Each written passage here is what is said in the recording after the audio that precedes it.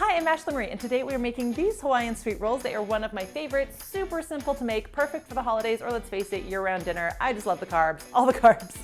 Anyway, don't forget to subscribe so you don't miss any of the recipes we have coming up, and let's get started.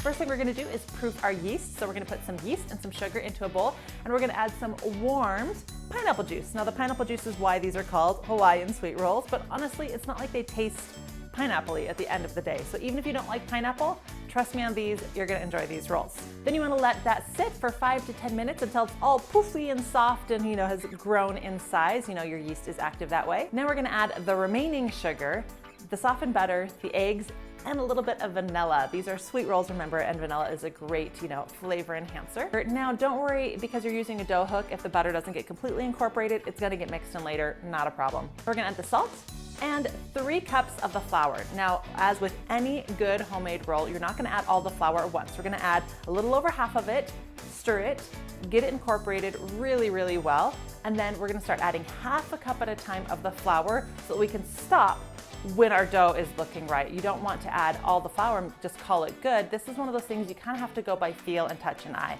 Now I stop right as it starts to clean the sides. At first the dough is just messing up the sides and adding more dough to it, and it doesn't look like it's going to come together, and then all of a sudden it starts kind of pulling back the dough from the sides, and that's when you want to start. You can keep adding more flour, it'll keep cleaning, and you'll think it's okay, but once you start adding too flour, you're just going to end up with a roll at the end of the day that still tastes amazing and is still nice, but it's just not quite as soft and light as fluffy. Now this is going to leave your dough still quite sticky, you'll notice. And some people are going like, oh, it's just too sticky. How can I make a roll out of this when it's stuck all over my hands? And they keep adding flour. Trust me on this, don't.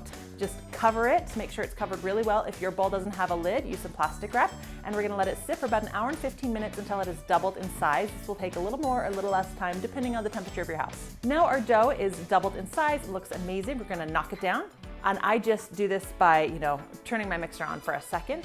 And then we're gonna pull the dough out and put it onto a floured surface. Now we're not kneading this flour in, it's just to keep it from sticking to the surface really bad. Now it's time to shape our rolls. Now you can make 12 to 18 rather large rolls, or you can make 24 smaller, more dinner-sized roll, and that's what I'm doing today. So I take the dough and I just first I get the flour on every side just so I can handle it and touch it without it being too sticky, but again, I'm not kneading this flour in. And then I'm kind of flatten it out into a rectangle. I cut it in half, half again, and then I just keep cutting it until I get down to 24 slightly even cut marks. They're not perfect, but they'll be okay. Now we're gonna take each of these sections and roll them into a ball. Now this dough should come together really nicely as long as you haven't added too much flour, and it should just take a couple seconds to roll each of these up. We're gonna put them in a jelly roll pan, all 24 of the rolls, and space nicely apart to give them room to rise, and they're gonna have their second rise now. We're gonna let them rise for another hour and 15 minutes, again, doubling in size. The longer you let them rise, the lighter and fluffier your roll is gonna be. You just don't wanna let them rise so much that they're falling outside of the pan. Don't forget to cover them so they don't dry out as they rise. They've risen beautifully. It's time to bake them. We're gonna bake them at about 350 degrees for 18 to 20 minutes. Now remember, everybody's oven is different. Don't forget to use your oven thermometer so you know if yours runs hotter or colder, so you can cook these without overcooking them. You just wanna look for a really nice golden color, and when you tap it, it should bounce back and not stay indented, and that's when you know your rolls are done. All right, they're done, they're beautiful, and now we want to brush some melted butter all over them while they are still really warm, so it kind of soaks in a little bit. Oh, they smell amazing. I can't wait to try them.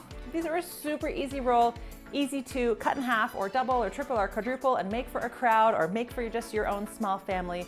I make these year round. We love these rolls. It doesn't get better than just a nice, light, fluffy, slightly sweet dinner roll, in my opinion. So they are definitely a favorite of ours. And I love how simple they are to make. Yes, they have the rising time, so there is a little bit of time involved, but other than that, easy peasy. There's like no hard aspects of this. And my favorite part, now I get to eat them. Rip. Oh, just nice and light and fluffy. Just melt in your mouth.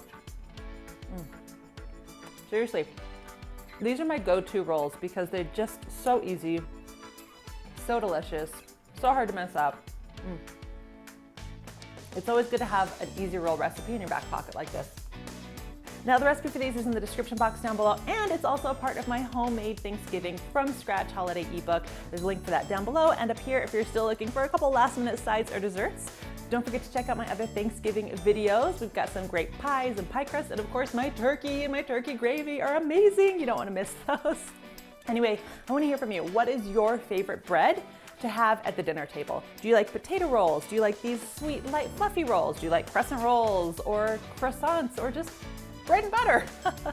Anyway, leave me a comment and thanks for watching.